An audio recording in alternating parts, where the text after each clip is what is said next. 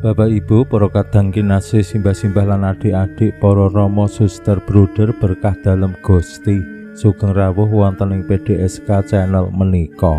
Kados pundi kabar panjenengan?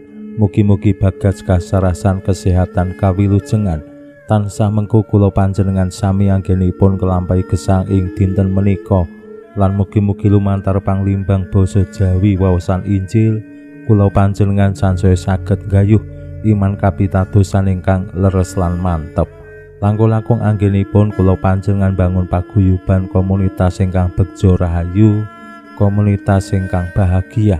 Anggenipun mujudaken idam-idaman bangun komunitas ingkang begja rahayu. Sedaya warganing komunitas temtu kedah sadar menapa ingkang paling pokok, paling penting anggenipun idam-idaman menika saged mawujud. Lajeng menika dados tujuan, dados srana anggenipun ngawuhaken paguyuban sing begja rahayu.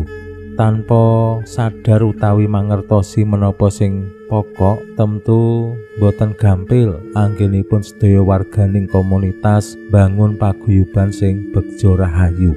Semanten ugi jejering murid-murid dalem Gusti anggenipun dados warga kratoning Allah, tentu nggih kedah sadar menapa sing paling penting, paling pokok supados kratoning Allah saged mawujud wonten ing tengah-tengahing donya.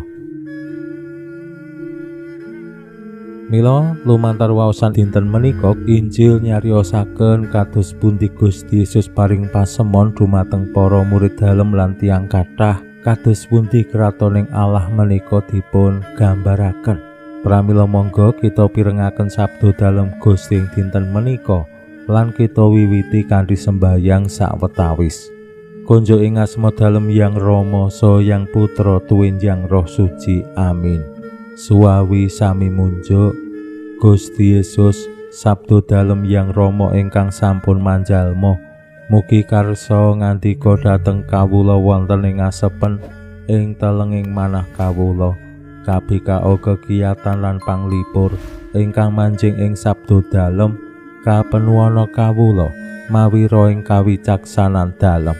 Mugi-mugi srana anggen kawula maos lan mirengaken sabda dalem kawula sansaya nunggil ing sampeyan dalem. Amin. Waosan Injil kapethik saking Injil Matius bab 13 ayat 51 ngantos dumugi 56. Nalika samono Gusti Yesus ngandika marang wong-wong mangkene, kratoning swarga iku kaya umpamane raja brana kapendhem sing ditemu ing wong. Raja brana mau nuli dipendhem maneh lan saking bungae kabeh barang darbeke diedoli ditukokake paleman mau.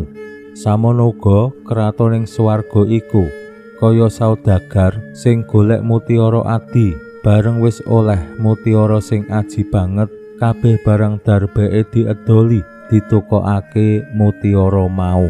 Makaten sabda dalem Gusti. Suwawi sami munjuk.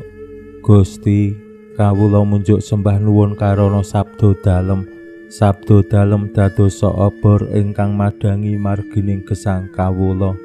Katuntuna kawula sageta sabda dalem menika numusi manah ngantos tansah ngrembaka kangge nggayuh gesang ing swarga. Amin.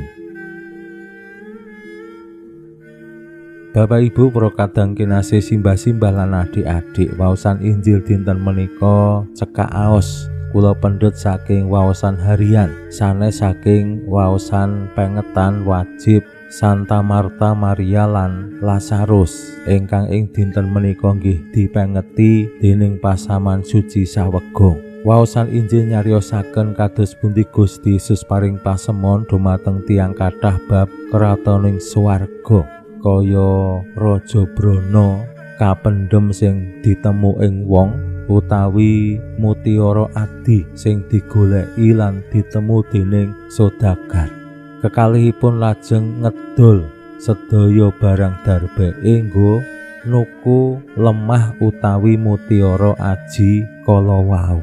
Nah menika gegambaran sing nedahake kula panjenengan sami lan tiyang kathah kados pundi anggenipun mujudaken idam-idaman bab kratoning swarga, wani ngedol kabeh barang darbeke kanggo gayuh apa sing paling aji, apa sing paling penting ana ing uripe awake dhewe.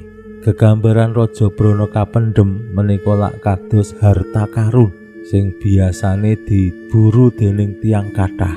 Lan Raja Brana kapendhem menika temtu boten namung sekedhik, mesti ya wakeh isa nggo nyukupi butuh malah turah-turah.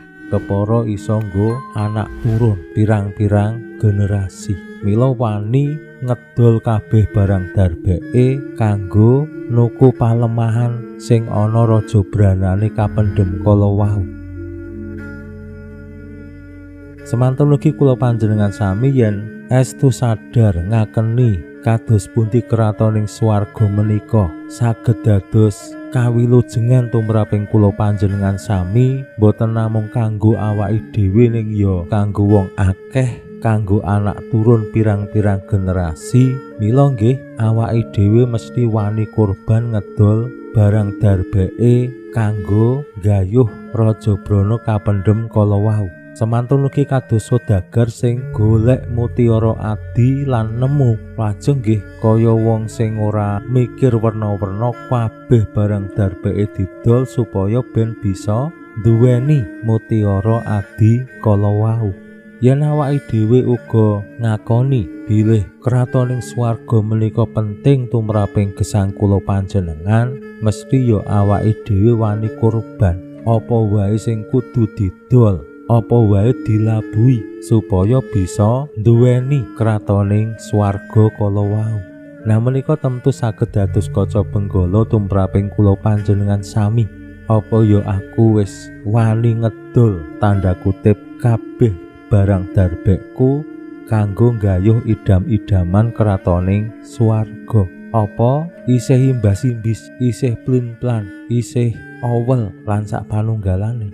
Tentu menika saged ketingal wonten ing gesang padinane awake dhewe. Yen sembayang aku apa ya ikhlas. Lan wau ing Injil dipun paringi keterangan kanthi bungah ngedol kabeh barang darbeke.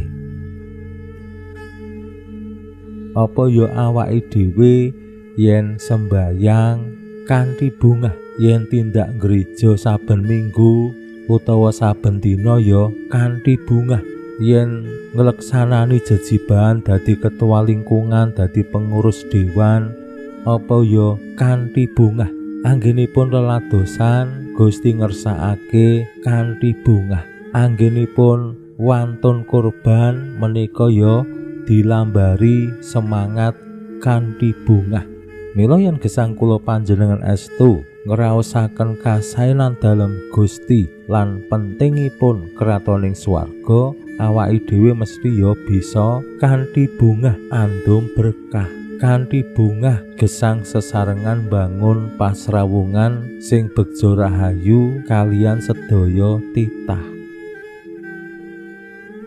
Nah mugi-mugi lumantar sabda dalem Gusti dinten menika lan gegambaran kados pundi kratoning swarga dipun gayuh utawi dipun wujudaken, kula panjenengan saged menuhi menapa sing dikersakake Gusti Yesus kanthi bungah wantun ngedol kabeh barang darbekku kanggo gayuh kratoning swarga.